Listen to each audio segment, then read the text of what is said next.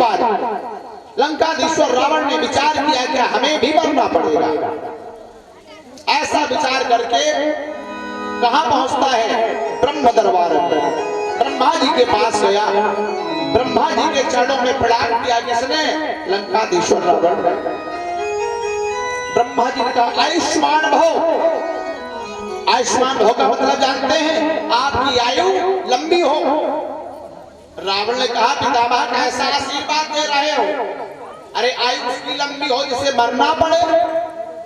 जब हमें मरना ही नहीं पड़ेगा तो फिर हमारी आयु लंबी करने से क्या फायदा? कोई ऐसा आशीर्वाद दीजिए जो हमारे मतलब का हो। ब्रह्मा जी ने कहा बेटा जिसने जन्म लिया है उसे अवश्य मरना पड़ता है। अद्य सतान देवा, आज मरे हम चाहे 100 साल के बाद मरना अवश्य पड़ेगा। क्योंकि भागवत हमें मरना सिखाती है और रामायण हमें जीना सिखाती है। बोले मरना जरूर पड़ेगा। रावण से जो ही इतनी बात कही तो रावण ने कहा पितामह फिर आप ये भी जानते होंगे कि हमें मारेगा कौन? बोले क्यों नहीं, ये भी जानते हैं। कौन मारेगा? बोले अयोध्या में महाराज राजा दशरथ होंगे। अभी दशरथ भी नहीं हुए।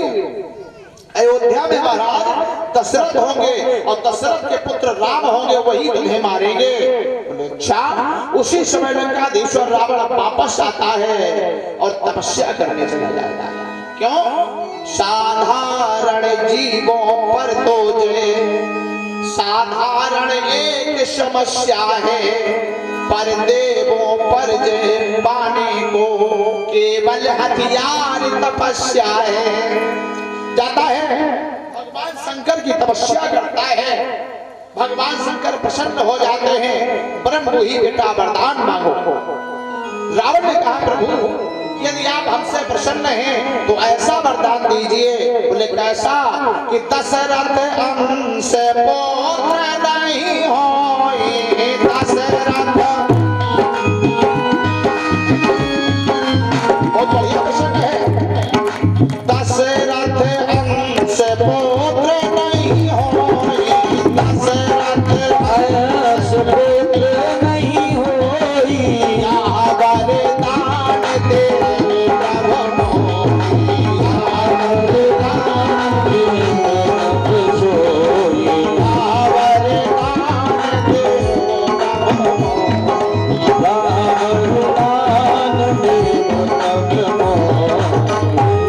दशरथ अंश पुत्र नहीं होई। यह वरदान देव प्रभु मोई। ध्यान दें सभी लोग, ये प्रसंग रामचरितमानस में नहीं मिलेगा जो हम कथा सुना रहे हैं। भागवत तो ही है। भगवान कन्हैया अपनी वाणियों को समझा रहे हैं और शायद हम जो है हम लोगों को समझा रहे हैं कि कैसे मौत है वो बचती नहीं है। कोई नहीं बचा है। सबसे बलवान समय होता है। मनुज बली नहीं होता है। समय होत बलवान और भीलन लूटी गोपिका बेई अर्जुन। किसकी भला चली है, किसकी भला चलेगी? और भाभी के सामने भाभी भी लुट गई है। घर में सबसे ज्यादा भाभी की चलती है, लेकिन जब समय की थपेड़ लगती है तो भाभी का भी पता नहीं चलता कहाँ गई। इसलिए आज लंकाधीश्वर रावण ने तपस्या की और बोले राजा दशरथ के अंश से कोई संतान ना हो। भगवान शंकर ने कहा तथास्तु, ऐसा ही होगा, जाओ। अब तो रावण बहुत खुश कि जब दशरथ के माध्यम से कोई संतान ही नहीं होगी तो फिर हमें कौन मारेगा? लाओ ब्रह्मा जी को चुनौती दो, चले। अब दूसरी बार ब्रह्मा के यहाँ जाता है। चरणों ने प्रणाम किया। पितामह के चरणों में दंडवत स्वीकार हो। ब्रह्मा जी बोले आयुष्मान भव। बोले पिताजी जो आशीर्वाद बंडल बनाई जेब में डाल लो, हमें नहीं चाहिए। क्यों? बोले अब जब राम ही नहीं होंगे। बोले होंगे नहीं, हो चुके हैं। तपस्या 1-2 दिन में नहीं हो जाती है। जब तक लंकाधीश्वर रावण ने तपस्या की तब तक दशरथ का जन्म होता है और दशरथ का बुढ़ापा आ जाता है। बुढ़ापे तक जब संतान नहीं हुई, शंकर जी ने वरदान दे दिया तो गुरु ग्रह व्रत गयो कह पाला, चरण लाग कह दीने शाला। बोले प्रभु हमारे यहाँ कोई संतान नहीं है तो श्रृंगी ऋषि वशिष्ठ बुलावा और पुत्र काम शुभ यज्ञ करावा।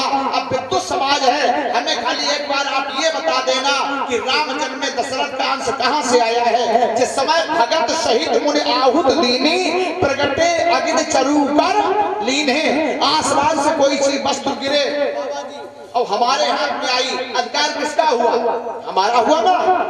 तो जिस समय अग्नि देवता निकले तो प्रसाद गया सीधा वशिष्ठ जी के हाथ में, और वशिष्ठ जी ने कहा या हम देव ये हम प्रसाद ले जाओ और रानियों में बराबर बराबर बांट देना जाके। तो अंश किसका हुआ? वशिष्ठ जी का। यानी वशिष्ठ जी ने प्रसाद राजा दशरथ को दिया और दशरथ ने रानियों में बांटा।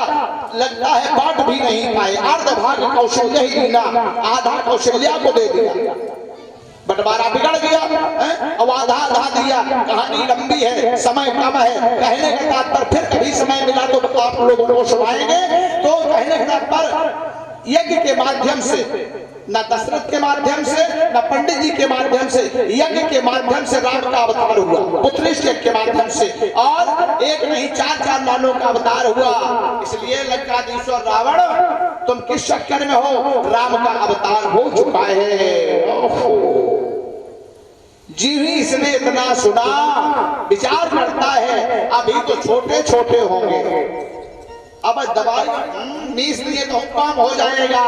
आता है अयोध्या में, रात का वक्त है, गेट बंद हो चुका है, जो राजा दशरथ का मेन गेट है बंद हो चुका है। आज रावण ने पूरी ताकत लगा दी। कारी वाले भी बोले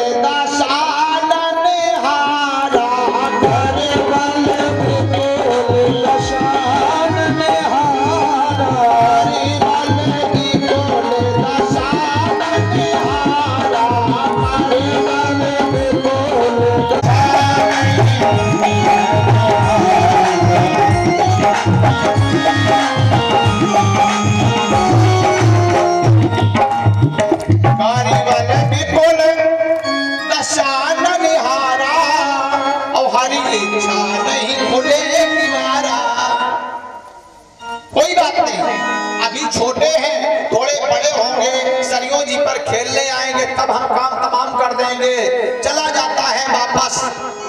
धीरे धीरे से गुप्तचरों के माध्यम से खबर मिली कि राम लक्ष्मण भरत शत्रुघ्न अब सरयू आने लगे हैं। जी ही खबर मिलती है तो रावण कपटी भेष बनाता है। बाबा जी वैसे हम बुराई भी कोई धर्म करता है, धर्म का प्रचार करना चाहता है तो वो संत बनता है, सही बात है। लेकिन ध्यान रखना जब कोई अधर्म करना चाहता है तब भी वो सब किसी चोले का सहारा लेता है। क्यों? इसमें लोग शक नहीं करते हैं। अगर साधु एक ही जैसे होते, साधु एक तरह के नहीं होते, साधु ये हैं, साधु एक तरह के नहीं, साधुगर एक ही तरह के होते तो आज आसाराम राम रहीम रामपाल जेल में नहीं होते। रावण ने जब, वैसे तो रावण ब्राह्मण था, लेकिन जब जब रावण ने कोई गलत काम किया है तब तब वो बाबा बना है। राम ने आज रावण पर हमला करने जा रहा है तो बाबा बना। जहाँ राम तहाँ रावण यारा, और रावण कपटी भेष बनावा। और सीताहरण में भी बाबा बना। आ जाता है कपटी भेष में रावण, लेकिन समस्या जटिल है। पहचानता है नहीं कि राम है कौन, सबको मानना भी नहीं है। और जब चारों भैया खेलते हैं तो कोई किसी का नाम नहीं लेता है, भैया भैया भैया भैया बस। अब रावण बड़ा समस्या कि हम बात करें तो किस पे करें। लेकिन इसने एक बात सुनी थी क्या कि राम भरत एक ही अनुहारी, और सही सा लग न सके नर नारी। दूसरे अंदाज में गोली चलाई, यानी गान चलाया तो भरत के जाके लगता है हाय हाय तब भारत पुकारे, और राम राम मोहि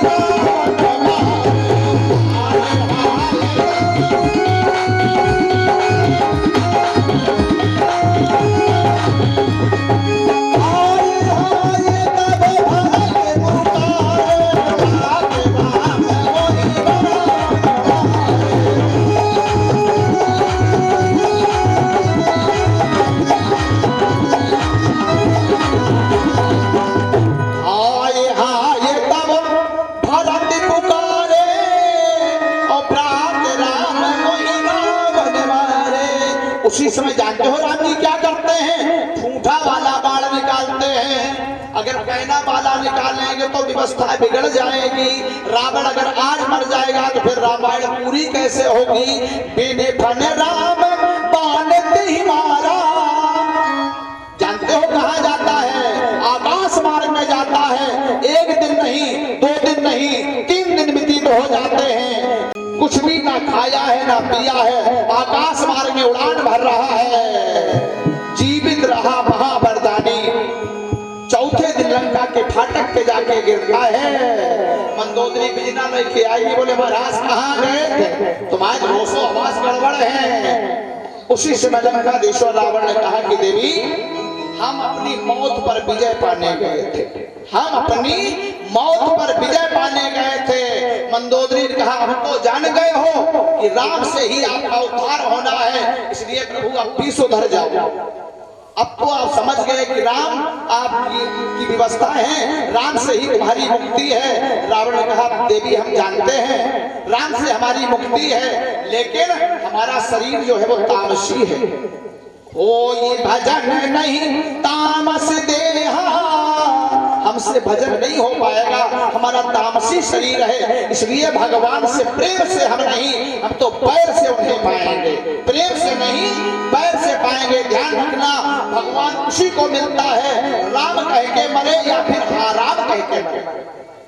भगवान से प्रेम करो तो इतना करो कि भगवान जान जाए बातें बरुआ हार में कोई हमारा प्रेमी रहता है, या फिर दुश्मनी इतनी करिए भगवान जान जाए कि हमारा कोई दुश्मन फला जगह रहता है। हम योगी को भी जानते, मोदी को भी जानते, अखिलेश को भी जानते, मायावती को भी जानते। क्या बताओ कि मैं जानत की नहीं, बात तो तभी बने ना जब दोनों तरफ से पहचान हो। एक तरफ से पहचान में बात नहीं बनती है। तो भगवान को इतना पहचानो, इतना जानो, चाहे प्रेम से जानो या पैर से जानो, कि भगवान भी जान जाए कि हमारा कोई प्रेमी रहता है।